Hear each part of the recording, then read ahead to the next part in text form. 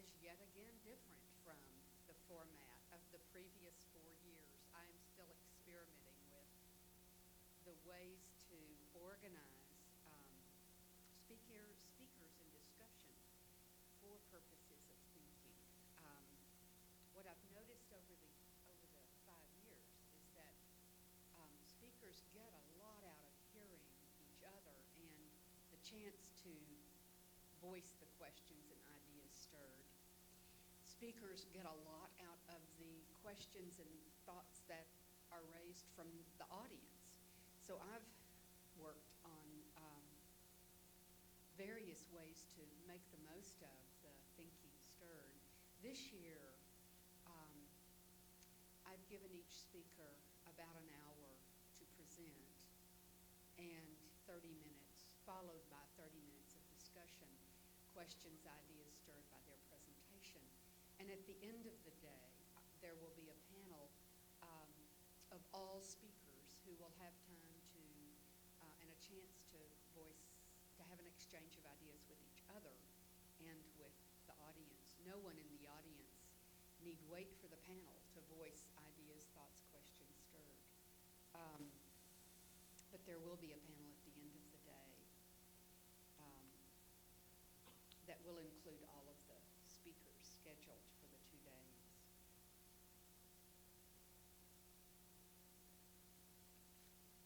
Let's see, I think that's all I wanted to add about the format for this year before turning to introduce the next speaker. Dr. Robert Quinlan was the first speaker to arrive. His plane touched down in Houston at 7 a.m. yesterday morning from Hawaii. And while I was at the airport waiting to meet his plane, I would run up to every mail that came out the double glass doors at Continental Baggage Claim because I had not met Dr. Quinlan. And after about 10 forays up to the men walking through the glass doors, the security guard was eyeing me and came over and said, are you picking up someone that you met online? Well, actually, I did meet Robert Quinlan online. That is how I came to know his thinking and have been grateful ever since. A discussion thread was launched on the Evolutionary Psychology listserv about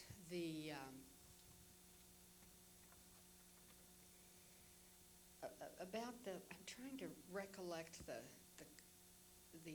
comment that provoked my response. It had something to do about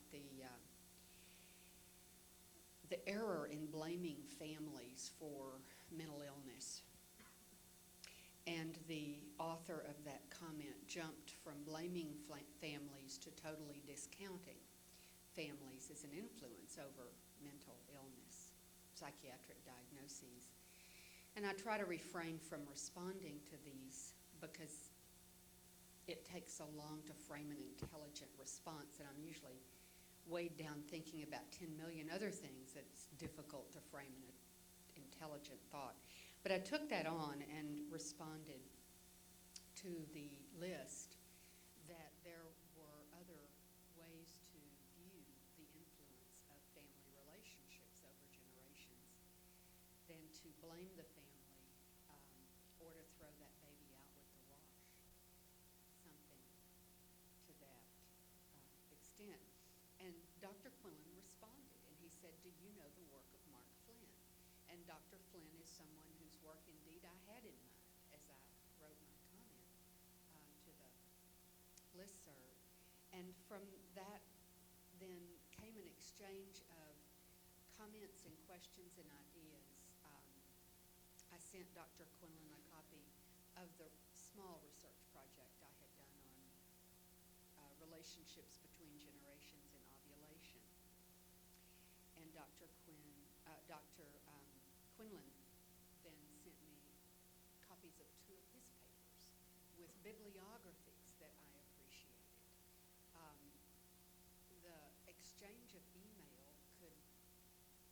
be the basis for the next year of study on my part. And I was delighted when Robert Quinlan could accept the invitation to travel to Houston and to present at the Facts of Life conference here today. Indeed, he has studied with and continues to collaborate and work with Mark Flynn, who has presented here at the Bowen Center and in Chicago over the years. Dr. Quinlan is an anthropologist who is in his postdoctorate position at the Research Corporation at the University of Hawaii, where he is studying aspects of stress. In my conversation and correspondence with Dr. Quinlan, he has stated that his first and major interest is in the evolution of human families, and he is aiming himself toward a position in the future where he will be able to develop studies of families that parallel the research that he is doing with Dr. Flynn and that Mark Flynn is pursuing in his life's work.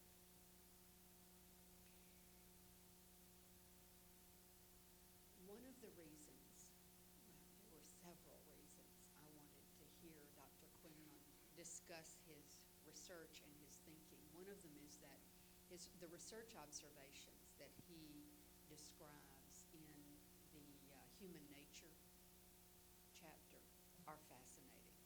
The effects of household structure on female reproductive strategies in a Caribbean village. The findings are very interesting. The thinking behind the findings is also interesting. Dr. Quinlan has a way of defining questions and figuring out how to address them from a variety of perspectives. He thinks outside theory and has a way of describing the theoretical differences in evolutionary theory of families that allow you to begin to examine your own assumptions and your own biases. So I've found his work already very helpful in pursuing the questions that take me down life's path. And I look forward to what he will present today and the thinking that his presentation will stir. Dr. Quinlan?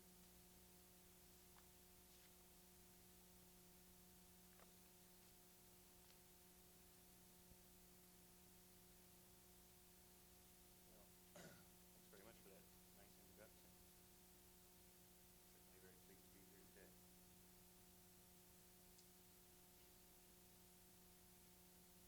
So, I'm here to talk about Caribbean family and how the structure of households affects reproductive behavior of the family members. I'm going to present you with a way of thinking about the differences among family environments. And my hope is that by looking at sort of exotic families that, at least in terms of their types, that we might develop some insight into family systems that we're more familiar with here in North America. So I'll begin by outlining some concepts from evolutionary ecology, which is a theoretical orientation that I find very useful for thinking about families and the relationships within them. And then I'll give you a grand tour of some families in a small rural village on the island of Dominica in the Lesser Antilles. And then with the theoretical and ethnographic background in mind, we'll have a look at two related studies of women's reproduction in Dominica. I think that the results of these studies have some interesting implications for the patterning of relationships in different family types. I'm going to have to turn down the lights here so that you can see these slides, and I hope that it's not so low that you get sleepy. Okay, so I'd like to start with the basic assumptions of evolutionary ecology. We start with the assumption that evolution through natural selection shaped our brains or minds for social behavior. And some of the more interesting things that our brains or minds do involve choosing a particular course of action. For instance, how is it that we decide to do things like delay gratification for years while we go to graduate school or something like that? Or how do we decide when it's the right time to get married, the right time to have another child, or even the right time to get divorced. Understanding these kinds of life history decisions is what those of us in human evolutionary ecology are all about. We want to know what influences important decisions in the course of human lives. And personally, I'm particularly interested to know what about family environments influences some people to follow a certain life history path and other people to follow a completely different path. So evolutionary ecologists use a relatively small analytical toolkit for the first steps in understanding any particular behavior.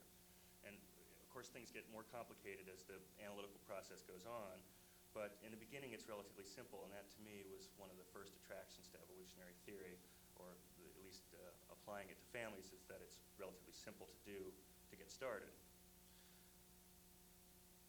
So we assume that people have behavioral options open to them and that we can choose a course of action appropriate to us. We also assume that on a population or statistical level, people tend to choose the best possible course of action for their given situation. Obviously, or of course, some people do better than others, but in any particular environment or for any particular environmental challenge, the central human tendency should be just about the optimal solution to the challenge. In other words, the behaviors generated by our evolved minds, on average, ought to be the best trade-off in terms of costs and benefits. So what do we mean by best? What's optimal behavior, and what are the costs and the benefits of a behavior? In the final analysis, genetic fitness is the ultimate concept in evolutionary ecology. We model the costs and benefits of behaviors in terms of fitness. And fitness has two parts. Fitness is an individual's reproductive success, the number of children raised to maturity. Fitness is also the influence that an individual has on the reproductive success of his or her relatives. Since your relatives share your genes with you, you can help your genes by helping your relatives. Fairly simple concept. We assume that natural selection shaped our motivational system so that it should, in normal environments, tend to maximize fitness. Maximizing fitness just doesn't mean making as many babies as possible, or helping a relative to make as many babies as they can make. Maximum fitness also depends on the quality of your children. Because in an evolutionary sense, you might be able to produce 15 kids, but if you can't care for them properly and give them the tools that they need to be competent adults, then you've lost the evolutionary game. If you can't care for them properly, then in the worst case, if the environment is really harsh, they may not survive. But also, even if they do survive, if the environment's not so harsh, but you can't adequately care for them, then they may be such poor prospective mates themselves or such poor parents themselves that they have trouble passing your genes on to the next generation. So maximum fitness just doesn't depend on the number of surviving children a person has, but also the quality of those children. And we'll talk some about the quality and quantity of children in a minute, and sort of the balancing of those two sides of the equation. At this point, I think we should probably feel a little uncomfortable, because I think our experience as humans tells us that we're not really concerned about fitness. We don't spend a lot of time thinking about the number of children we're producing, or how we interact with our relatives, how that influences the number of children that they're having. We need to go a step further to develop some reasonable hypotheses about human behavior. And by reasonable, I mean scenarios that ring true to our experience as humans. So natural selection didn't have a computer program to work with. What it did have was a kind of imprecise or even sloppy system for motivation based on emotions and feelings and desires, which in a sense are the stuff of instincts. For instance, natural selection left us with sexual desire because sexual desire was the best way, given our kind of motivational system, to ensure that we had sexual intercourse. And sexual intercourse tends to lead to reproduction. So we aren't usually interested in sex because it's the only natural way to reproduce. We're interested in sex because it feels good. We don't care for our children because parental care leads to higher fitness. We care for our children because we love them. And those emotions are evolved adaptations. So natural selection left us with feelings like sexual desire and love, and it left us with minds that can usually pick the appropriate objects of love and desire, because having those feelings toward the right people tended to increase the genetic fitness of our ancestors. What we have then is a mind that tends to generate adaptive behavior through a fairly complex and sort of sloppy-seeming system of emotions and desires that responds to the environment. And this is the model of the mind that's the basis of human evolutionary ecology, even though it's often more implied than explicitly outlined. It's the model that we work with.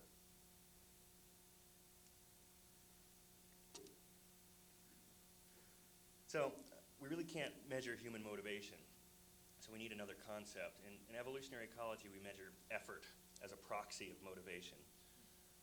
For analytical purposes, we divide effort into three broad categories. There's somatic effort, which is effort you focus on yourself. Somatic effort, it refers to time and energy and resources, tension, whatever, that a person invests in himself for growth and development, self-preservation. When you eat a meal or you go to the gym or the doctor's office, that's somatic effort. Secondly, there's mating effort, which is effort you focus on attracting and keeping a mate, and also effort focused specifically on sexual intercourse. Dating and courtship are the classic examples of mating effort, but even paying some special attention to a long-term partner can be a form of mating effort.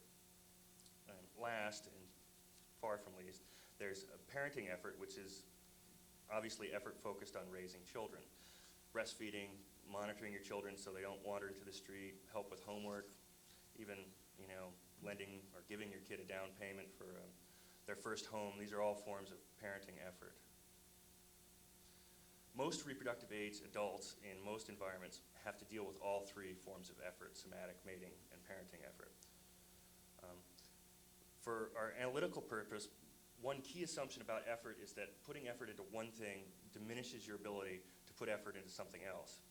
Effort that you put into attracting a mate can also be put into taking care of your kids.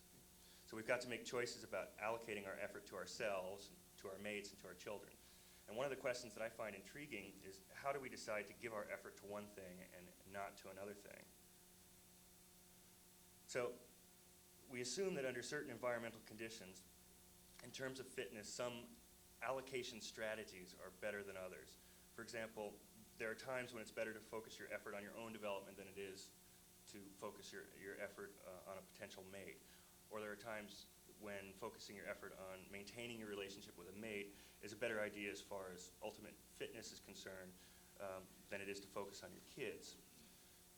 So we try to develop hypotheses or predictions about how a person's condition in a particular environment influences his or her allocation of effort.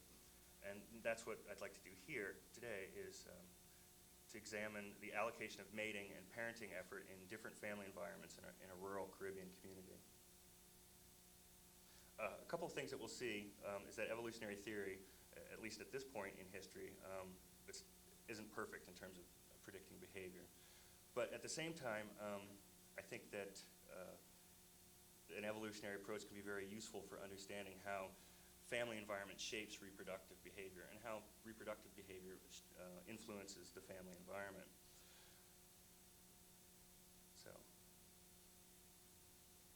human reproductive behavior involves a trade-off between mating and parenting effort.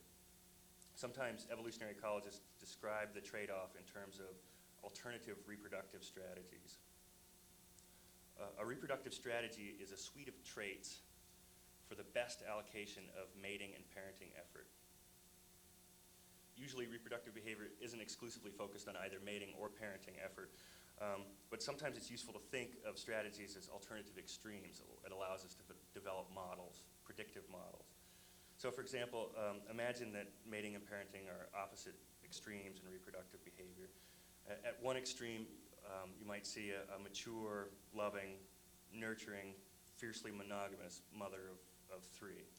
And at the other extreme, you might see an immature, cold-hearted, unresponsive, promiscuous mother of 8. Theoretically, both of these extremes in reproductive behavior may be ways of maximizing fitness in certain circumstances. We don't necessarily think that one strategy is adaptive and another one is pathological. In technical terms, a parenting effort strategy has several features. People who follow a parenting effort strategy have delayed sexual maturation, theoretically. That's physical maturation, timing of menarche, that sort of thing. The delay in physical maturation goes along with deferment of sexual activity. Another feature of a parenting effort strategy is a sort of psychological orientation toward, or desire toward a committed relationship, desire to have a committed relationship, and the skill in maintaining a committed relationship. Parenting effort strategy obviously should focus a lot of attention on child care. And then finally, parenting effort strategies should tend to have relatively low fertility because the more children you have, the less attention each child gets. So when you're focused on parenting effort, you tend to have fewer children.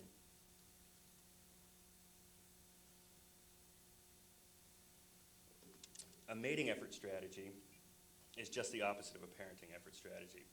It includes early sexual maturation that's also accompanied with early sexual encounters, orientation toward short-term sexual relationships, inattention to childcare relatively, and a relatively high fertility. So we're faced with a couple of questions here. What are the environmental factors that influence the development of these alternative strategies? And how are these extremes in reproductive behavior fitness enhancing? Before we can answer the questions, we need a few more theoretical tools to help us sort out what's going on. One of those tools is a concept called parental investment. And it's an important concept for understanding families from an evolutionary perspective. Parental investment refers to resources like time and energy and even attention that you spend for the benefit of one of your children that decreases your ability to invest in another child. For example, you might have two children and one of them has an illness of some sort, and you end up spending a lot of time and attention and even money focused on one child's illness. Well, that's effort that you can't also, or that's investment that you can't also put into the other child because those resources are allocable. You have to put them into one thing and not another. So our children need a lot of social and material resources to grow up to be healthy people, ready to participate as adults in the world. And again, our evolved mind should lead us to distribute our resources among our children in ways that maximize our fitness, theoretically anyway. So in an environment where it's particularly expensive to raise a healthy, well-balanced human that's ready to participate in the adult world, then we tend to have fewer children and put a lot of investment into each one. In environments where it's relatively cheap to raise kids, to be competent adults, then people tend to have bigger families. So it looks like the decision to follow a mating effort strategy or a parenting effort strategy depends on the nature of the resources in your local environment. In environments where limited resources aren't important for raising a child to be a competent adult, then it might not be so important to have two parents in the household because the second parent may not make much difference in a child's well-being. In environments where limited resources are very important for children's socialization, two parents might be particularly important for children's survival and ultimate adjustment because two adults can usually muster more resources than one can. So this leads us to a general prediction of evolutionary ecology. We expect people to be concerned about caring for their offspring rather than mating when parental care is critical for offspring well-being. So, for example, men should be willing to be committed fathers when abandoning their children is bad for their fitness relative to the benefits of having multiple mates. On the other hand, men will tend to abandon children when the benefits of having multiple mates are high relative to the fitness benefits of caring for children. And for their part, women should tend to be particularly concerned about their mate's level of commitment when children are particularly expensive to raise. And on the flip side, some women will be maybe willing to mate with a deadbeat dad when care from two parents isn't important for offspring well-being. This is standard parental investment theory, and it applies broadly to all animals, including humans. A non-human animal probably focuses either on mating or parenting based solely on access to material resources. But for humans, the situation is much more complicated. Men may not desert their children even when they have lots of material resources, because there are a bunch of non-material things that are important for offspring or children's well-being. Human fitness is not just a matter of material resources, but it also depends on information and social training. And two parents or multiple caregivers may be particularly important for socializing and culturating a child. So in the early 1980s, two anthropologists, Patricia Draper and Henry Harpending, ran with the basic premise that the two-parent or conjugal family is tied to the availability of resources. They proposed that humans evolved psychological mechanisms that use conjugal stability in the early childhood family environment as a cue for developing reproductive strategies.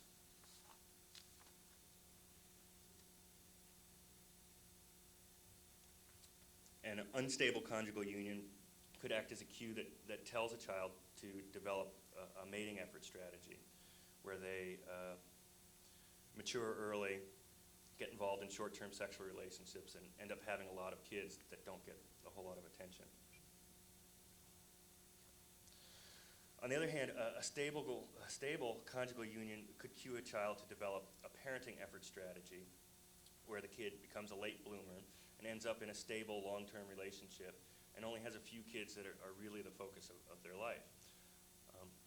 In this model of the family environment, the first 5 to 7 years of life are supposed to be a sensitive period for reproductive development. The idea is that it could be adaptive to channel development. If the early childhood environment is a reliable predictor of the adult environment that the child can expect to live in, then it may make sense to start tracking them early.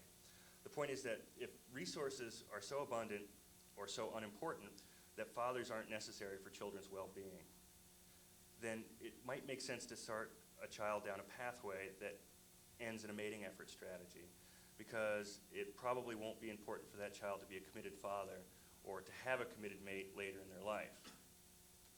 If it wasn't important in their childhood, then it may follow that the environment will be similar when they're an adult. In contemporary industrial societies like our own, families seem to be consistent with this model of reproductive development, the Draper and Harpending model. Children of divorced parents have higher rates of divorce, more negative attitudes about marriage than children from intact families have. Children of divorced parents also report having more sexual partners and more accepting attitudes towards casual sex. One study even found that women who used more negative terms to describe their parents' relationship tended to have more sex partners than women who used more positive terms to describe their parents' relationship.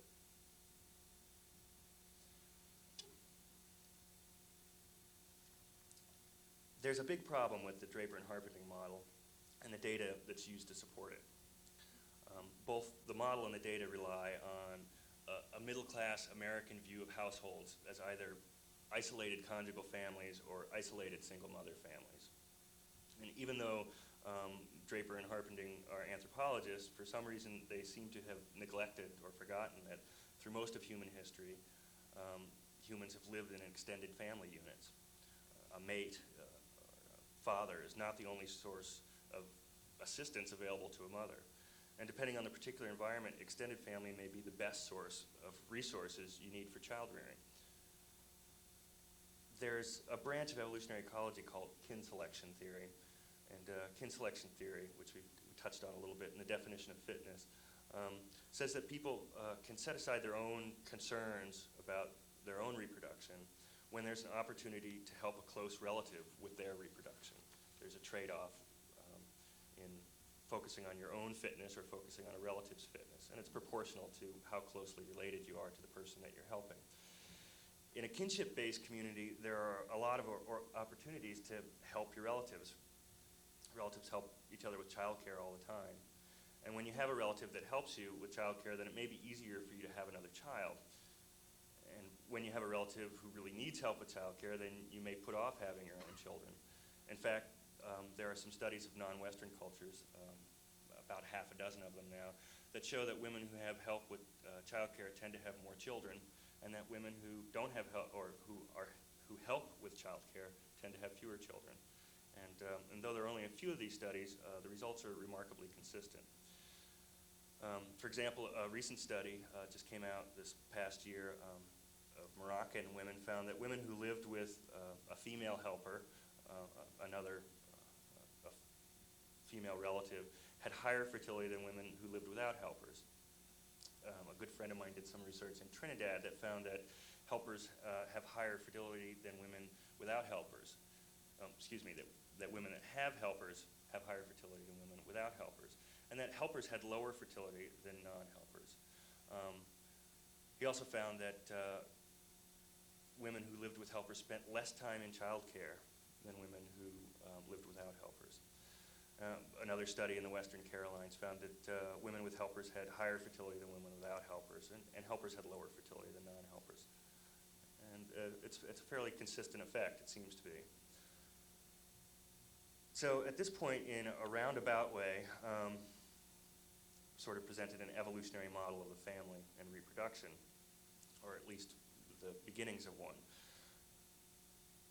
First, the availability and kinds of resources it takes to raise a healthy child in a particular environment might influence whether you focus your attention on mating or parenting. When raising a normal child doesn't take a lot of resources, and in some environments it takes relatively less resources than in others, then you may be able to focus your attention on short-term sexual relationships and not worry so much about your kids. When raising a normal child takes a lot of resources, then you should probably stick with one mate who can help you, and you should probably focus a lot of your attention and your resources on your children. Focus your effort on your children. Secondly, fathers may be important for child socialization, but we need to think of the family as more than just a mother, father, and their children isolated from other kin. Third, relatives outside the nuclear family may have important influence on reproductive behavior. Maybe the most important things relatives can do for you is help you with childcare. So these points aren't particularly startling. There's probably several paths to get to them, but the theoretical pathway we took to get to them allows us to make fairly precise predictions about family and reproductive behavior. It also allows us to interpret behavior from a different perspective, a perspective where human decisions make sense in terms of fitness. So from here, we're going to shift gears just a bit from the theoretical world to the real world of a small Caribbean village.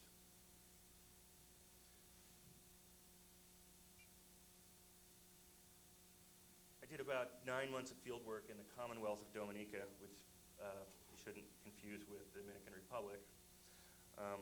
Dominica is a small rural island nation located, as you see on the slide here, between the French islands of Guadeloupe and Martinique in the Lesser Antilles. The island is extremely mountainous, which affects its level of development. There's not a big organized industrial agricultural complex there like there are in other parts of the Caribbean. There's also not a large tourist industry because the beaches are not particularly attractive. It's got a rocky coastline. Lately, ecotourism has become more popular, but it's relatively undeveloped, one of the least developed Caribbean islands. About 65,000 people live on Dominica. They're racially mixed. People with African, European, and Native American ancestors. Most Dominicans are bilingual in English and French patois, which is a Creole language. This particular village is located next to the only Native American reservation located,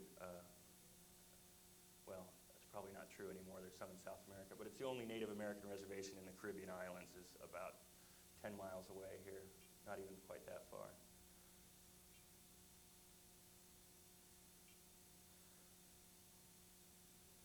So this village where I worked is called Bois Maigo, at least for our purposes here today. It's actually a pseudonym, which is tradition in anthropology to protect the confidentiality of the people you work with. It's one of the least developed villages on the remote windward side of the island. You can see a couple of slides here that just show you sort of the layout of the village. Those little dots are houses and family compounds.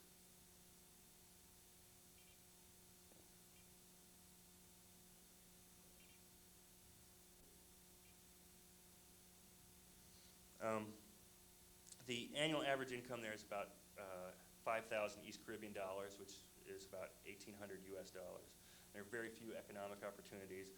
Most people engage in at least some subsistence agriculture geared toward their own feeding themselves. There's also some commercial agriculture. These are gardens. They're hardly recognizable as gardens to us, but this is taro, which is one of the staples of the diet there. Most families grow at least one plot of taro. These are yams, another staple. Fishing is another possible economic activity there. And along with some cash crops, bananas were popular for a long time until the market fell out.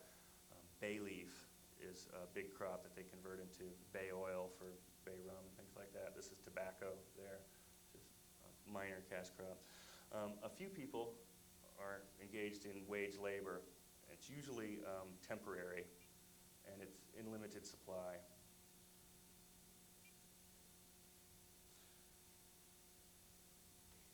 Even though they're poor, the people of Guamaigo and the island of Dominica in general are relatively healthy. Life expectancy for Dominicans is about 74 years, which compares to 66 for the Caribbean and 77 for the U.S. Infant mortality there is 17 per 1,000 live births, which compares to about 46 per 1,000 for the Caribbean and 7 per 1,000 for the U.S. So it's a remarkably healthy place for its lack of development in comparison to the rest of the Caribbean and in comparison to the U.S. People there live in small, mostly one or two room houses that range from about 150 square feet to 600 square feet. They're either made of wood or cinder block. Most houses have electricity, but very few have plumbing. You can see here the house in the foreground, the cinder block house. That's the nicest house in the village, and the one in the background there is not that uncommon, but it's typical of the poorest houses there. Typically, several households and outbuildings are arranged around a yard, and the yard and buildings form a kind of compound. And most daytime activities takes place in the compound. And family compounds cluster together, where you'll have several households of usually parents and their adult children or adult siblings living together. You can kind of see this is actually a government preschool there in the village, but you can see the little compounds in the background there, and there's another one. They vary in their composition, which is kind of interesting. Some of them are really tightly packed, and others are kind of dispersed over several acres. One of the things that makes the Caribbean a great place to study families is that there is a lot of variation in family environments and household composition there, and this village is no exception. There are relatively isolated conjugal families. There are matrifocal extended families, male-headed extended families, and single mothers that live alone with their children, and so on. And the diversity in family environments makes for good natural experiments because you can compare across the different family environments. Kinship and family are the foundation of economic, social, and reproductive behavior in Guamaigo. Almost everyone in the village is related to every other person in the village, either through blood or through mates. Kinship provides kind of a map for navigating social life, and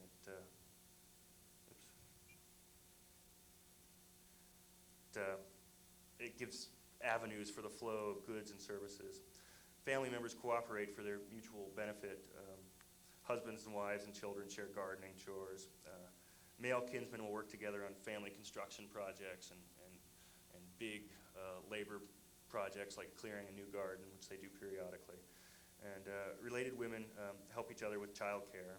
That doesn't mean that friendships aren't important, but they're certainly secondary to kinship there. The patterns of behavior among kin depend on the structure of the households and their ties to other households. For example, a woman that moves into her husband's extended family compound might get very little direct assistance from her husband's family, but her children will get a lot of care and support from their paternal relatives. In contrast to an in-marrying woman, adult sisters who live together regularly help each other with childcare and other daily tasks. Women and their daughters do most of the family domestic chores, including, sweeping. Here they're doing laundry in the stream there, washing dishes, cooking, taking care of the kids, bathing and grooming children, splitting firewood, and fetching water. Endless list of chores for women. Mothers and grandmothers, aunts and uncles, mothers and grandmothers, aunts and older sisters are involved in childcare. And when girls get to be about 8 or 10 years old, they begin to take on some responsibility for caring for their younger siblings. And that responsibility includes solo care. The mother will go out to a garden or something and leave her 8-year-old daughter in charge of 3 and 4-year-old kids. Men are responsible for more periodic tasks like repairing buildings and some of the heavier agricultural labor. For the most part, men in long-term conjugal relationships are responsible for earning a living, whether it's through temporary work for wages or the family's own agricultural enterprise. Single men attached to households have a lot of leisure time. They garden and do odd jobs occasionally for some money, but most of their effort goes for their own benefit. And that sometimes goes for married men, but married men are, in general, much more industrious. In general, male contributions to households are primarily translated into economics. For example, households with a resident adult male of any kind, including a father, brother, or a husband, on average, those households have twice as many consumer items, appliances, and so forth. And the value of the house itself is 3 times the value of households without resident males. Formal marriage is almost a thing of the past in Guamago. Villagers can hardly remember the last wedding. In fact, the last wedding, they could indeed remember it, but it was between a widow and an older man. They were in their 50s, and the last people who were married in the village. And the only wedding that I observed or the only wedding that I knew of that took place in the course of about 7 or 8 years of research there. Today, children are the demise of formal marriage. It's hard to explain, but some of the villagers suggest that it's got to do with the weakening of the Roman Catholic Church in Dominica. About a generation ago, almost all the villagers were Catholic, and today there are a lot more options open to them because of different kinds of missionaries coming in. And in fact, a lot of the villagers today don't have any interest in organized religion. And the shift away from Catholic values, some people have suggested to me, might have relaxed concern about legitimacy of children. So today, children are legitimized when a man claims paternity, but a man's paternity claim doesn't really carry any benefits, material or social, in itself. There's no social stigma to having children outside of marriage, and there's no benefit necessarily to having a father claim you. It's got to do with what he does for you. So apparently without religious sanctions or legal benefits, formal marriage seems more trouble than it's worth to a lot of villagers. Marriage usually entails an expectation of sexual fidelity, but village women tell me that divorce over male philandering would be unreasonable or even laughable. Still, formal marriage is a sign of serious commitment to a relationship, and even women with grown children from a long-term common law union want to be married. On the other hand, men don't seem too interested, even though there may have been in a committed relationship for 20 years or so. So, although formal marriage is a thing of the past, a lot of people in the village still have durable conjugal unions. In Guamago and elsewhere in the Caribbean, a couple commonly has a child together before they establish a conjugal household together. And once they're established, conjugal households are generally pretty stable. Right now, about 30% of the reproductive age women in the village are in a long-term conjugal union. And that figure compares to about 21% for Jamaica and about 41% for some other areas in the Caribbean.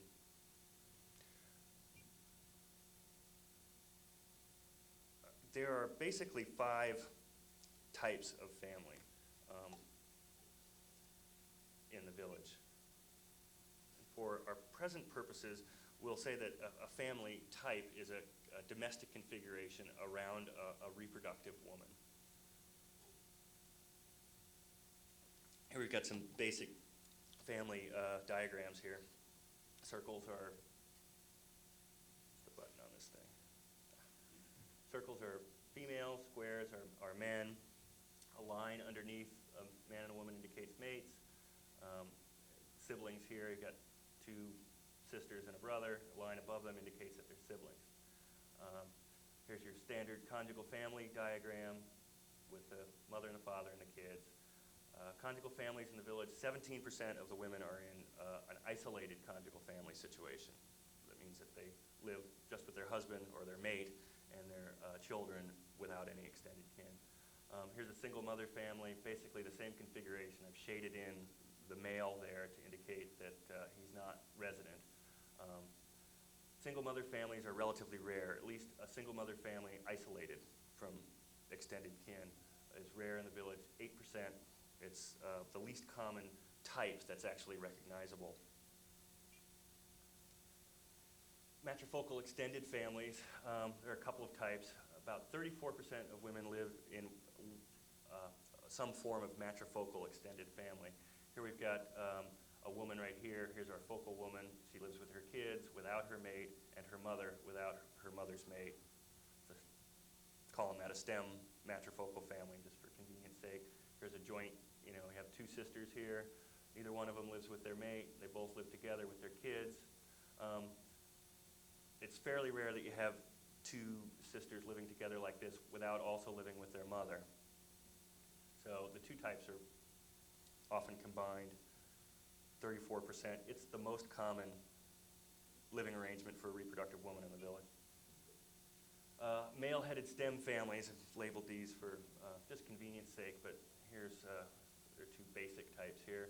You have what I'm calling a patrilocal type, where you've got a man, an in-marrying woman and her mate, their children, and they live with her mates, both of their parents.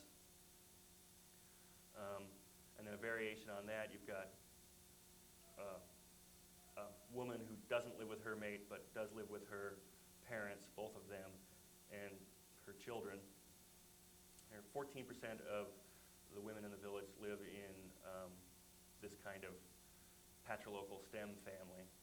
27% of the village women live in this kind of single mother, male-headed stem family. It's kind of hard to put a label on it. The 2 occur together sometimes, like this woman will live with her brother.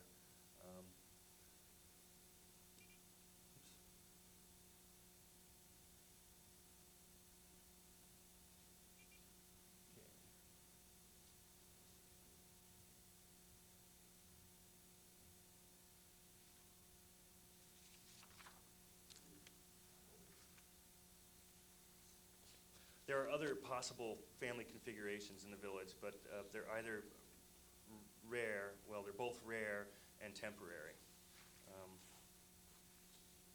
For instance, occasionally a man will move in with his mate's family for a short period of time until the couple either establishes their own household or the union will dissolve.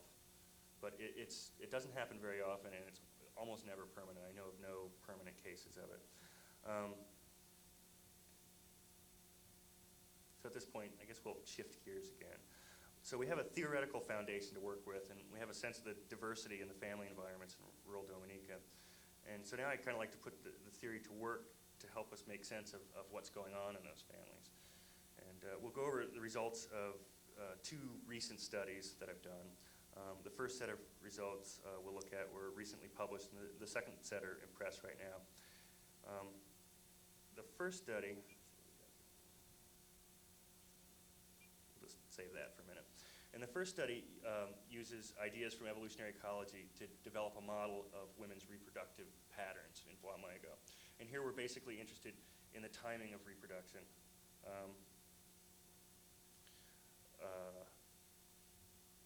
The timing of reproduction, fertility, and long-term versus short-term mating relationships. And turn up the lights just for a minute.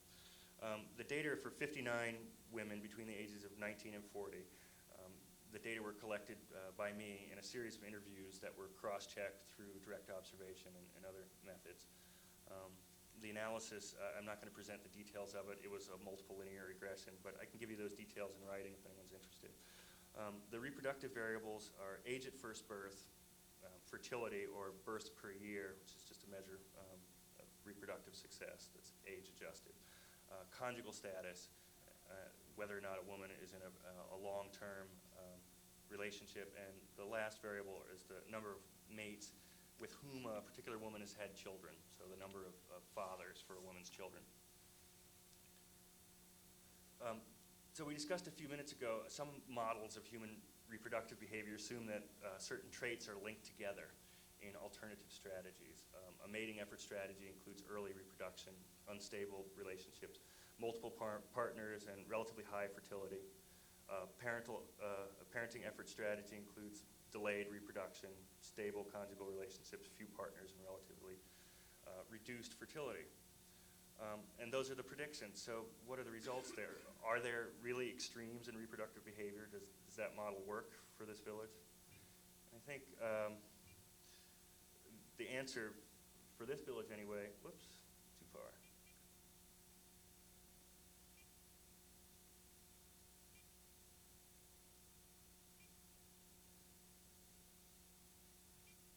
This is,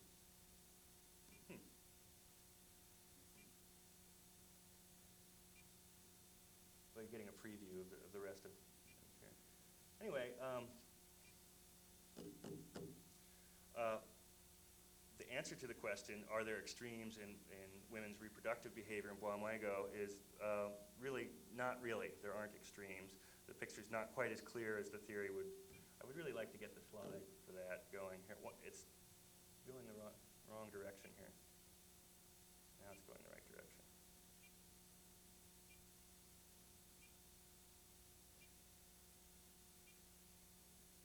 We're almost there.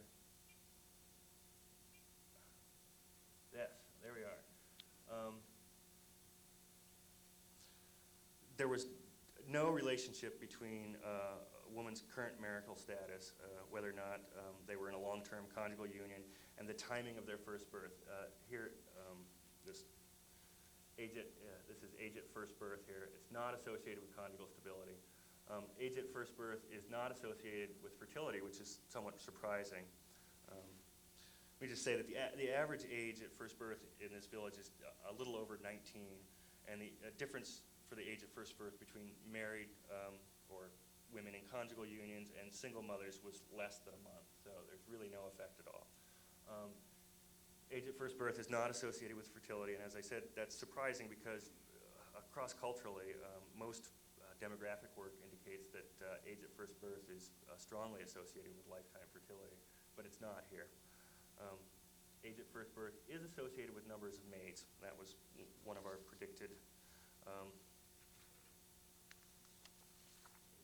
That was one of our predictions that those would associate. Women who reproduced early, before age 19, also tended to have children by multiple mates. As predicted, women that had children by multiple mates tended to have high fertility. And then finally, conjugal stability is associated with increased fertility, and we predicted that it would be associated with decreased fertility, so that's a contrary result there.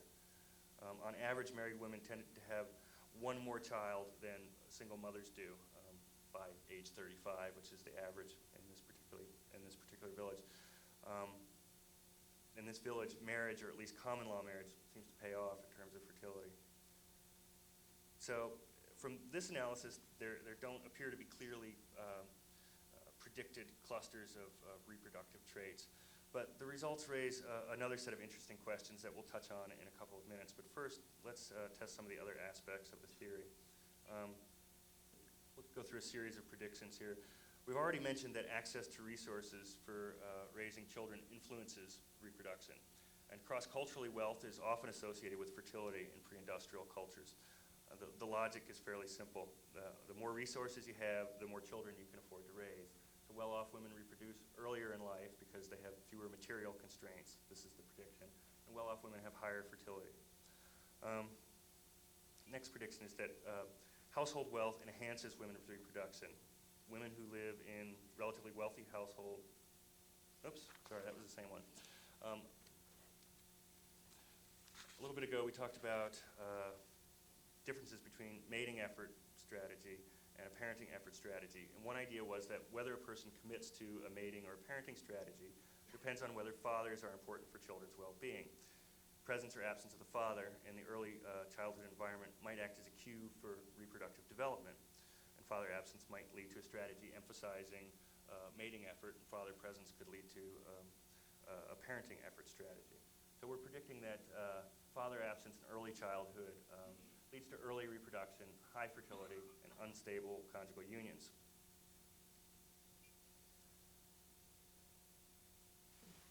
And that's a fairly interesting set of predictions, but it seems to rely on an overly narrow view of the family. Cross-culturally, even in North America, we know that fathers aren't the only support available to mothers. And extended families, especially extended families that live together, people could help each other a lot.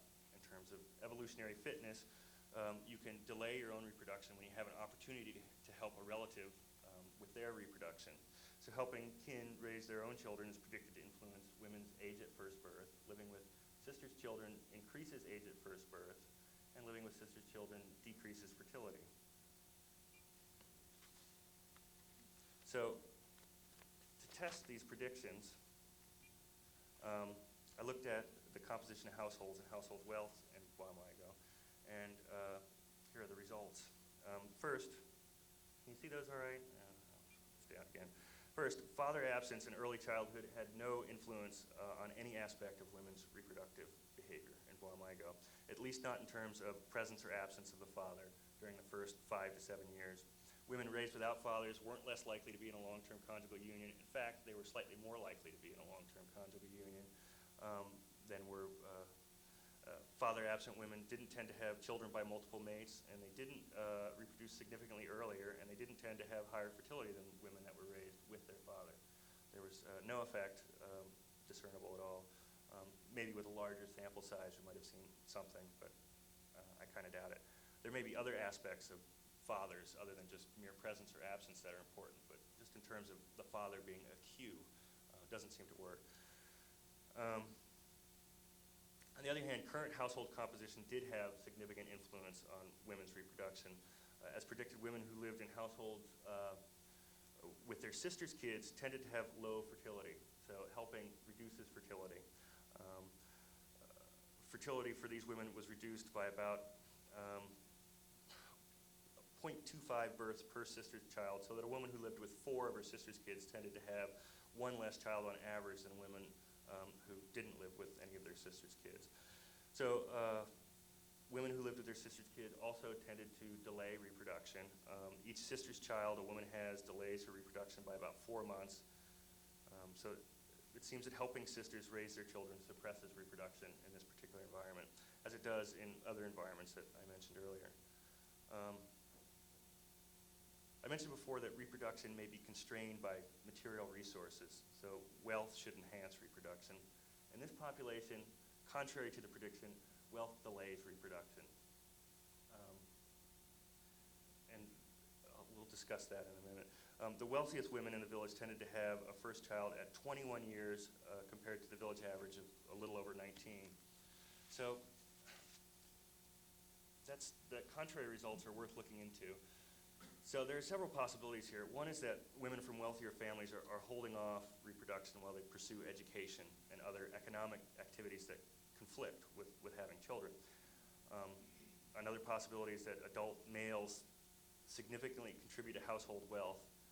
I mentioned before that households that had any kind of adult male in them were significantly wealthier in terms of the value of the house and the material goods that they had. These same men may guard their female relatives from sexual advances of village boys. I've seen it happen. So the association between wealth and age at first birth may be confounded. A third possibility related to the other two is that women in wealthier households are holding out for the best possible mate. Families try to arrange a beneficial mating relationship for their female kin. Another possibility is that poor women get involved with men at a younger age because sexual relationships can also be economically beneficial, and getting involved with an older man can bring some resources into the household. And early sexual activity obviously increases the risk of pregnancy, so that could explain that relationship. There's another finding contrary to the predictions previously mentioned, was that married women tend to have higher fertility than single mothers, and that was contrary to the prediction. So these results raise some interesting questions, but I'd like to hold off on more interpretation for a few minutes while we take a look at the results of another related study in this population. I'd like to change effort a bit and take a look at parenting effort. I did this second study with a couple of colleagues, Mark Flynn and Marcia Quinlan. In the second study, we tried to measure parenting effort through the duration of breastfeeding. There are a couple of things that I think make breastfeeding a reasonable candidate as a measure of parenting effort. It's energetically expensive. Breastfeeding takes more calories than does pregnancy per day. It has what evolutionary ecologists call high opportunity costs, which means that the breastfeeding interferes with a woman's ability to do other things. So it's a good indicator of parenting effort. Also, breastfeeding is associated with bonding between the mother and a child, so that for a lot of women, breastfeeding evokes positive emotions and feelings of intense connection to their child. So very early weaning may tell us something important about the nature of the maternal-child bond. And finally, breastfeeding duration is really easy to measure. Studies show that women remember how old their kids were when they were completely weaned. So you can use retrospective interviews to study the timing of weaning. Because breastfeeding is energetically expensive, and because nursing limits women's activities, especially her ability to work outside the home, then weaning should happen at a point where the costs of continued breastfeeding exceed the benefits to child health. In general, the costs of continued breastfeeding are determined by the mother's access to resources for parental investment. And in Boamago, access to resources comes through social contacts, especially through relatives. So again, we turn our attention to the family environment to help us understand how women decide when to wean their babies. And also by looking at the relationship between breastfeeding duration and family environment, we can learn more new things about families, which I guess is the point to a certain extent. As I mentioned earlier, parental investment is linked to resources. So raising a competent and healthy human can be really expensive. And in some cases, breastfeeding may involve a conflict over work for resources and direct parental care. When resources are abundant, women may delay weaning because prolonged nursing might not conflict with work. Again, in rural Dominica, access to material resources is closely linked to household membership. Women in wealthier households might be freed from the labor demands that conflict with weaning, which brings us to this next set of predictions here. First, well-off women should tend to wean later, at least according to the theory, wean later than poor women do, because they should have less economic constraints. In human families, the amount of investment each child gets depends on the number of children and the number of investing adults. Basically, the ratio of producers to consumers. So in Dominica, men in conjugal unions take on a large part of household work that might conflict with child care. And Dominican women regularly help their co-resident relatives with child care and other domestic work. So women who live with a mate or other helpers may be able to give a higher level investment per child.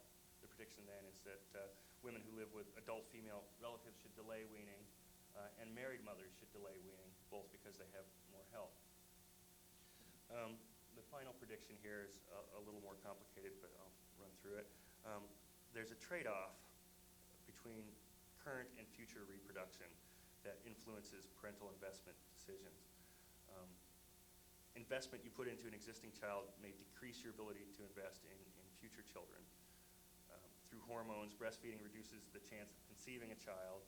So from a fitness perspective, deciding when to wean a child should depend in part on how much continuing to nurse your existing child reduces your future fertility. As maternal age increases, the chances of getting pregnant again decrease because fecundity naturally decreases with age, and families are more likely to reach their desired size. So by extension, the fitness costs of prolonged breastfeeding decrease as a woman gets older. For example, a woman in her early 40s who's reached her desired family size should be relatively unconcerned about the effect of breastfeeding on her fertility because she's not likely to have or want more children anyway. So children of older women might tend to be weaned relatively late because prolonged breastfeeding is likely to affect their mother's ability to reproduce again. So how do these predictions hold up in terms of the reality? As predicted, married mothers delayed weaning. On average, married women breastfed their infants almost 5 months longer than single mothers did. But that was the only prediction that proved true. Mother's age was not associated with the timing of weaning. There was no difference between older mothers and younger mothers in the timing of weaning. A couple of results were actually contrary to the predictions, and these are particularly interesting to me. Well-off mothers weaned their kids earlier than poor mothers did. The richest women in the village weaned their kids almost 5 months earlier than average women did. This was surprising. Another surprising result was that mothers that lived with their sisters or their own mother weaned their infants earlier than women who didn't have co-resident helpers. Women who lived with at least one helper weaned their kids 2.5 months earlier than women who didn't have helpers, and each additional helper reduced the age at weaning by 2.5 months. At first, these contradictory findings were kind of disconcerting to me, but after some reflection, it seemed to me that the contrary results were even more interesting than the predicted results. And because they really got me thinking about what was going on in the different kinds of households. I started to run through my mind examples of women who lived with a husband and single mothers who lived with their sisters. And I talked over these case studies with Marcia and Mark, my colleagues, and I also went through my field notes looking for any clues about the relationships within the different family types and what might shed some light on the results. Finally, I started looking through some actual quantitative behavioral data on families that I collected back in 1994. And so from this process of reflection and discussion, a picture was starting to emerge that drew some distinctions between conjugal and matrifocal families. One of the things that came to mind was that in Dominica, you don't often see men and women doing things together. Men and women have their own worlds and their own networks. It's what anthropologists call a gender culture, and Dominicans have very distinct gender cultures.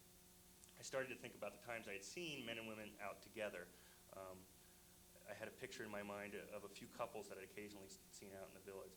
And it occurred to me that when I saw them out and about, they were out with their kids. In fact, really the only adults that I could remember seeing in public, out in the street or in the shops together, with the opposite sex were couples in stable long-term unions. I also started thinking about relationships between sisters. Generally, relationships between sisters are close enough there in Dominica, but Dominicans aren't really warm and demonstrative people in general. In fact, they're fairly suspicious of everyone. It's a trait of horticultural communities that suspicion runs high. One of the first things that came to my mind when I was thinking about sisters was the sort of striking number of fights and arguments I had seen between sisters of all ages, from adolescents on up to adults. Sisters accused each other of stealing from each other, and women complained that their sisters weren't working hard enough, that sort of thing. Conflicts over material issues, usually. For me, the two models of the rural Dominican family were emerging. One model was of a sort of tight-knit conjugal family that tend to be geographically and socially isolated from the rest of the village. They tend to live in their own house that's separate from other compounds.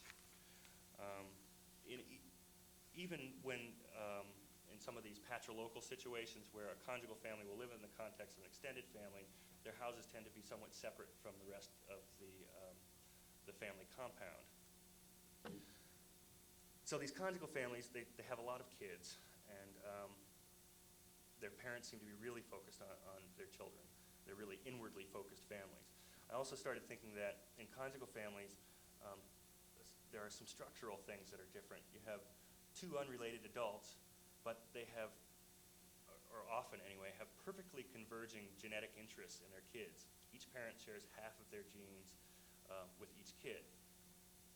And I thought that maybe this kind of system with unrelated adults of opposite sex with completely overlapping genetic interest in their kids might tend to intensify the adults' focus on raising their children, because parents share completely overlapping interests in their kids. They might be able to deal with making a living by dividing up the work in a way that allows them to maximize their access to resources. In contrast, I was sort of conceiving of a model of matrifocal extended families. In those families, adults don't have equal interest in their children. If you think of it genetically, you only have half the interest in your nieces and nephews that you have in your own kids. In fact, if your sibling is a half-sibling, which is often the case in a matrifocal family, you have even less genetic interest, or you're even more distantly related from your nieces and nephews than you would be normally. So in a matrifocal extended family, the structure of relatedness, or the structure of kinship, is asymmetric, where the structure of relatedness is perfectly symmetric in a conjugal family. And those differences might have important implications for a mind that's evolved through natural selection, for a mind that's evolved to pay attention to cues of relatedness and that sort of thing. Also, it occurred to me that in matrifocal Dominican families, there isn't a real strict division of labor. Women in matrifocal families share chores. They help each other out a lot, but they seem to share them on sort of a rotating basis. One woman cooks one day, another woman will cook the next day, that sort of thing. So there's essentially a different form of cooperation in the two kinds of family environments. And I get the impression that in matrifocal families in Dominica, there's a lot of accounting of who does what and who gets what. And it seemed to me that there was much less of that kind of thing going on in conjugal families. So anyway, those impressions are, fine, but to test those different models, I broke out my quantitative behavioral data. And we really don't have time to go into exactly how these data were collected, but it was collected systematically, and I can provide you those details if you're interested. Give them to you in writing afterward or whatever.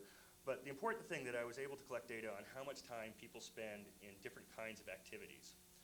Essentially, I can break down the day of a Dominican man or a woman or a child into minutes spent in a particular category of activity.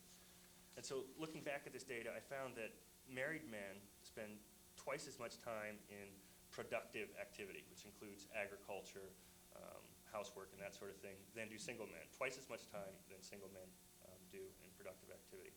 I also found that children that live with both of their parents spend more time doing chores and less time roaming around the village than do children living with a single mother. I didn't find any differences in the amount of time that single mothers and married or women in conjugal relationships spend in productive activity, but I did find some differences in the kind of productive activity. For example, married women spend a lot more time cooking and cleaning than do single mothers, but single mothers spend a lot more time away from home, almost twice as much time outside of the home, presumably working in their gardens and things like that. And I think that this information fits the description of the different kinds or the different nature of cooperation in the matrifocal and the conjugal families that I just mentioned. So let's sort of take stock here in some of the differences. Oops.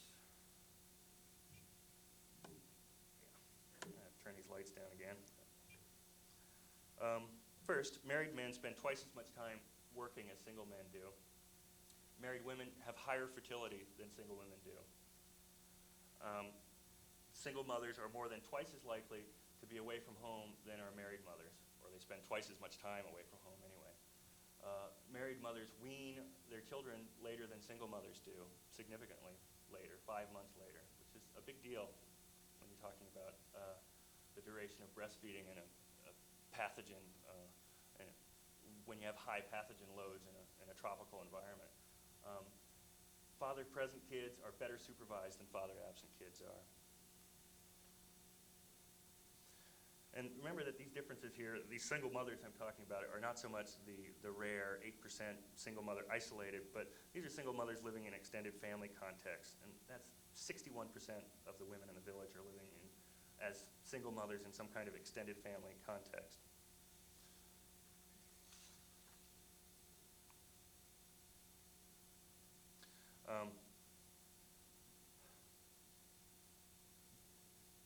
Just a final point on the difference between the kids in these different family environments. During the day, father-absent kids in Bois-Migo spent about 20% of their time in unsupervised roaming throughout the village. That is, roaming without an adult, which is usually coded as walking around. Kids that live with their father spend about 11% of their time in unsupervised roaming, and that's a pretty big difference. So in Bois-Migo, conjugal families are cooperative, hardworking, and focused on child care. Matrifocal families are also hardworking, but they seem to be a little less cooperative and maybe a little less focused on child care. But there are some advantages to being in a matrifocal or extended family environment for a woman. A woman spends less time in housework, cooking and cleaning, probably reflecting the fact that she has to spend more time away from the home, working in her garden and that sort of thing. Gardens are located at some distance from houses out in the bush. Secondly, any adult male relative increases household wealth. The problem is that wealth sometimes gets tied up in construction projects and consumer goods rather than in schooling and other expenses focused on children's well-being. Schooling is somewhat expensive there, even though there's no tuition. They have socialized education, but you have to pay for uniforms and transportation to the school and books and that sort of thing.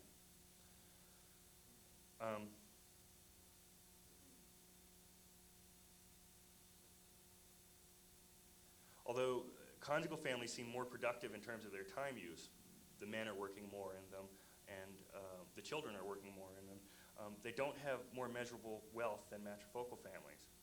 And I think that I'd like to suggest anyway that in conjugal families the wealth is invested in children rather than in material goods. And I think this is the case because adults in conjugal family have overlapping reproductive interests, so they agree on what to do with their resources. They want to put it in their children. Finally, living in an extended family environment helps with child care, as we've seen. The more adults in a household, whether parents or not, then the better supervised are the kids. So there are some differences. If you have a single mother living in an extended family compound, it has some benefits to her children's behavior. They're better supervised so that with each additional adult in the household, the less time children will spend roaming about the village and the more time they'll spend in productive activity. So in the end, family environments clearly have influence on women's reproduction. And the study of reproduction tells us something about these family environments. The evolutionary prediction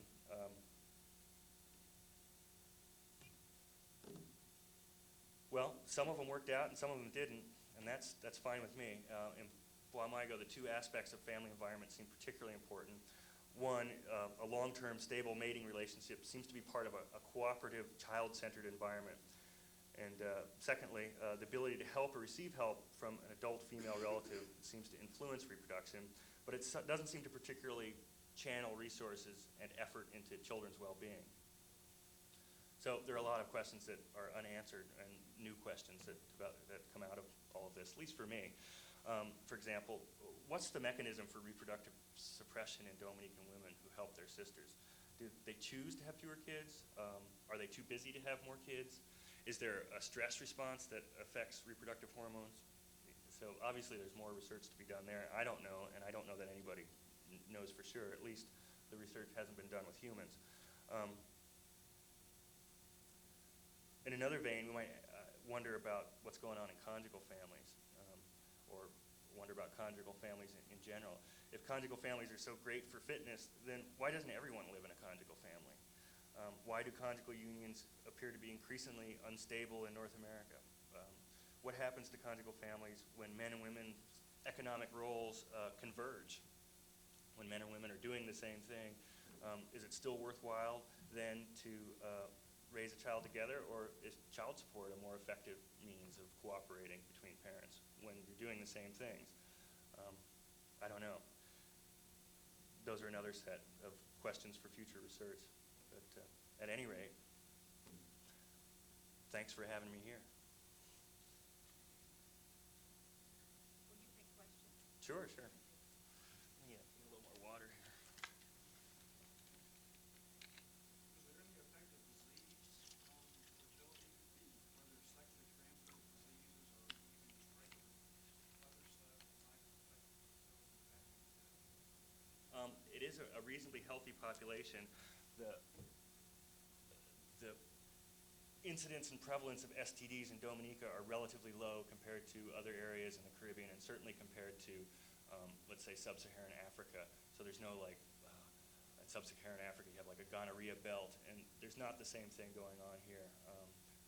The rates of STDs aren't terribly high, so it's possible that the relationship between, well, actually women who have multiple mates tend to have higher fertility, so I don't know about other diseases, but I imagine in specific cases, yes, but as a population tendency, I don't think you see a real relationship between endemic diseases and fertility there. Yes? You said in the conjugal families there was a lot of fighting between sisters, Yes, there can be. and was there fighting with the mothers too, or was it? Yes, there can be that too. And the question I have about that is, what was their contact with the father of their children? Did they have contact with the father of their children? Did they interact with them? Yeah. Was it regular to them? It varies, is the answer. Some women have no contact. They have children from a brief interlude. It's a remote village, but there are men coming into the village who are fairly attractive as mates. They're usually men that have more resources, power. Policemen come to the village. They leave children behind. Men with good jobs in the forestry service will come in and leave children behind. Truck drivers who have steady wage labor will come in and establish a relationship and leave children behind. So some women have no contact with their husbands, or with their children's fathers. Other women, there's a whole range. Some women have a fair amount of contact where, the children's father will come and visit occasionally. I know of one case where a man has a long-term conjugal family in another village, and he comes to visit his kids in Guamaigo once a year, twice a year for a couple of weeks. A lot of fathers will bring a little bit of resources in for their kid, so it just varies quite a bit. The general view of them was, well, that's just the way it is, and that's life. They kind of accepted, it's just an accepted thing. Generally accepted, yeah, that there's a lot of variation in family environments. They accept that. I think that there is a general cultural value for conjugal families. People talk about wanting to get married, or talk about wanting to find a good mate and set up a household. Both men and women talk about that, and so I think that that's a cultural value. The reality of it is it just doesn't work out, because either for economic reasons, there's a lot of alcoholism in the village, so a lot of times men are just really poor mates. So you'll get involved with someone who turns out to be not reliable. Other times, men will have so many resources, they reach what evolutionary ecologists call the polygyny threshold. And so they're so attractive as mates that a lot of women find them attractive, and they end up having children by multiple mates, and usually they'll pick one of them to have a conjugal family with. So, and I think that, so those two reasons: one, that there's such a span in how good the males are as mates, from really bad to really good, and when you have such real variance in it, it's not possible for everyone to get matched up one-on-one. So that's part of the reason, I think. Yes. I've got two or three kind of specific questions, and Okay. then one big one I may have to spend the next year on. Okay. I can't even ask it. You mentioned education, and equated it briefly with Yeah. wealth, and I wonder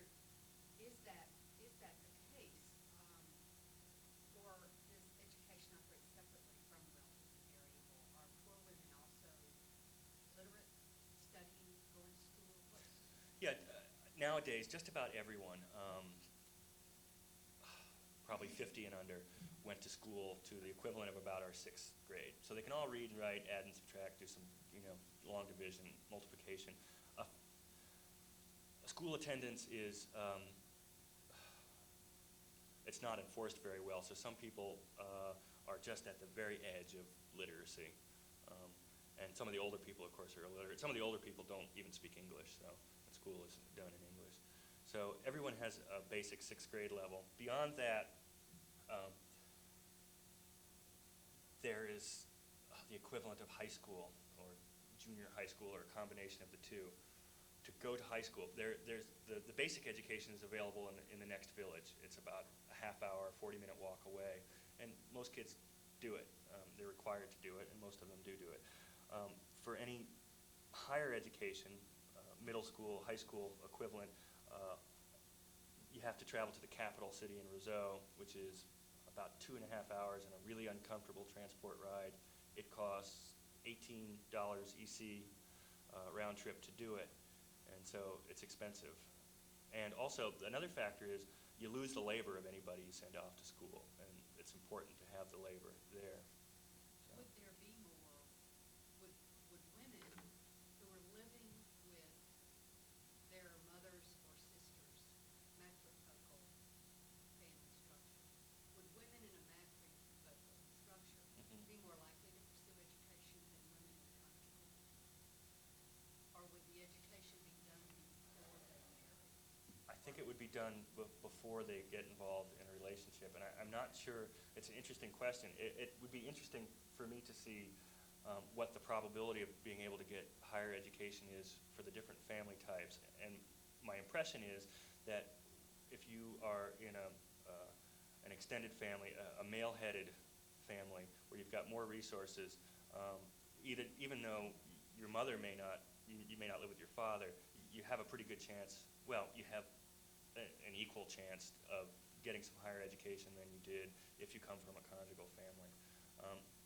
My impression is that women that are living in specifically matrifocal, one of the things is that it's hard to talk about these family types. Let me just back up here a little bit, because even male-headed families have a really strong matrifocal flavor to them sometimes. Sometimes the male head is a real, stern, dominant male, and he's clearly the head of that family, and he's in charge of what's going on for several generations, maybe 20 or 30 people living in a compound. Sometimes he's an old alcoholic, and there are 5 or 6 adult women who are very competent, who are really running the show. So, I was thinking it would be so interesting to see multi-generational family diagrams. yeah. Because I was thinking they're probably. I thought about bringing some, but there's so much variation. It's really, yeah. Next time. How many generations are alive? How many generations are alive? 3, or do you see 4? Boy, 4. Let's see. Let me think. What's 4 generations? Great-grandkids.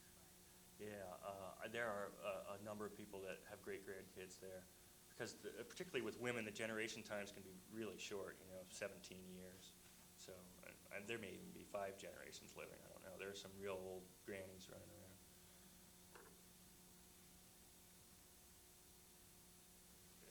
Get one in the back here. You were talking about the instances of the birth rate and everything between the well-off and the others. Is there any form of birth control other than just? Yes, there is. For the island in general, about half the women are contracepting, and there are various forms of it. Norplant kind of deal has been very popular in the last, at least in my exposure there. A few women go on the pill, but it's expensive.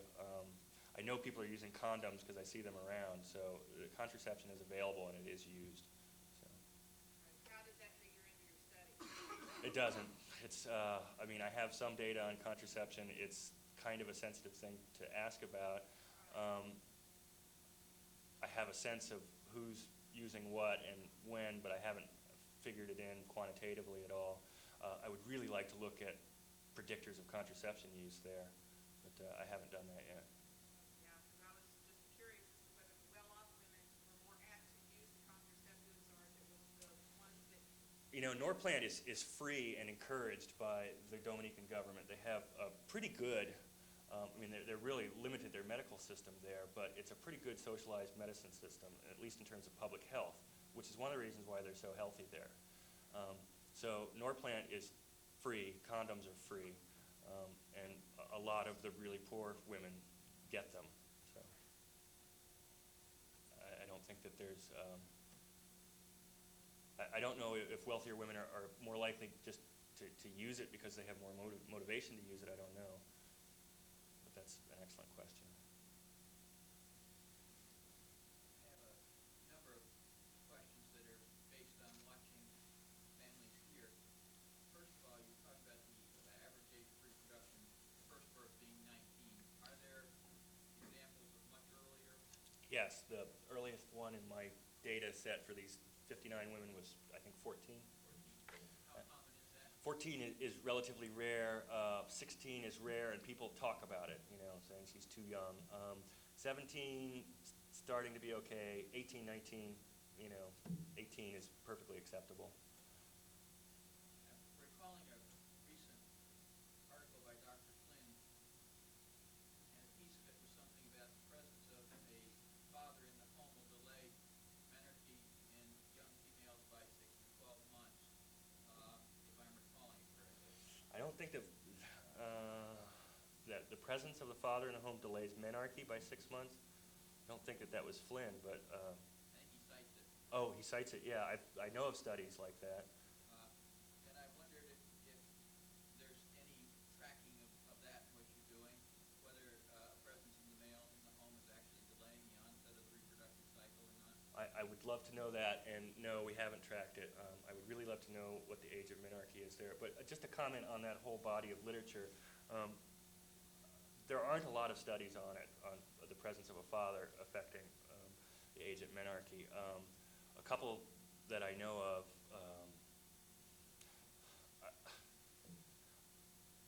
I tend to be a little skeptical of it for some reason. I'm not sure why. It just seems to sort of run across my grain or something.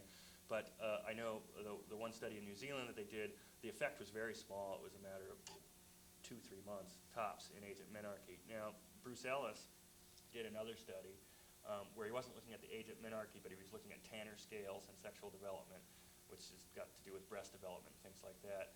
And he wasn't just looking at presence or absence of the father, but actual levels of father involvement. And he found that girls that had a high level of father involvement were delaying their, were much more immature physically than girls that had lower levels of father involvement. So I would really like to study that, and that's on the horizon there. Just one other thing, are there incidences of low birth weight babies? There are. Are they connected, so as far as you can tell, with any particular kind of family constellation? You know, I have some birth weight data that I've been looking at. I don't have a lot of it, so it's hard to tell what's going on. You know, child growth in general, I've looked at some growth data, and I have some growth data on kids' growth. It's associated with family environment, and I'm sure that some of that has to do with prenatal stuff, the maternal condition. Single mothers who are isolated, their kids tend to be behind in growth, and I assume that some of that may be due to the perinatal condition. Anecdotally, in a program that I have some connection with, by placing mothers in a community of other mothers, mothers who have delivered low birth weight babies on subsequent pregnancies follow a normal pregnancy course and deliver normal weight babies. And there appears to be, at least anecdotally, some relationship connection to the development of either low weight or normal weight babies. In other words, low weight is much more likely to occur, at least anecdotally, in single mothers who are living essentially in an isolated Yeah. family cluster. That would make sense. Yes. Hi, Matt, this is, what the practice in this particular population was, and secondly, what thoughts do you have in terms of generalizability? The generalizability. Let me deal with first things, or your first question first. What attracted me to this particular population was, actually just a fortuitous event. I was offered an opportunity to go work there as a graduate student about 10 years ago. And so I just got attached to this particular population, and it's a fascinating population and just a great research opportunity that seems to be worthwhile to stick with. So that's that. In general, I mean, I've been interested in extended family questions, and family environment questions. So I was already looking at the Caribbean in general as a possibility. The generalizability of this study, that's a great question, and I would really like to have a great answer for you, but it certainly generalizes to other rural Caribbean populations. I would like to see if it generalizes to rural African Americans. I suspect that some aspects of the family environment do and will. In terms of other studies, similar studies, the reproductive suppression that goes along with helping kin, as I mentioned, that's a finding. That effect seems to be very consistent, and I don't know of any null studies. They may not have been published, but I don't know of any studies with null results on that effect. So I think that that's probably fairly generalizable. But I think everywhere you've got sort of the interplay between a family structure and the external environment, and so I think that there's certainly some level of generalizability all around.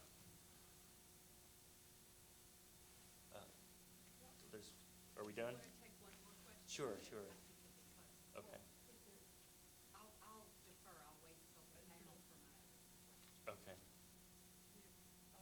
Well, see if I can ask this question, because I've been thinking about from the very beginning your explanation of the theoretical base, which you talk about family investment as being somewhat limited, the energy effort, and so that the investment in one child will limit the ability to invest effectively in another. Mm-hmm.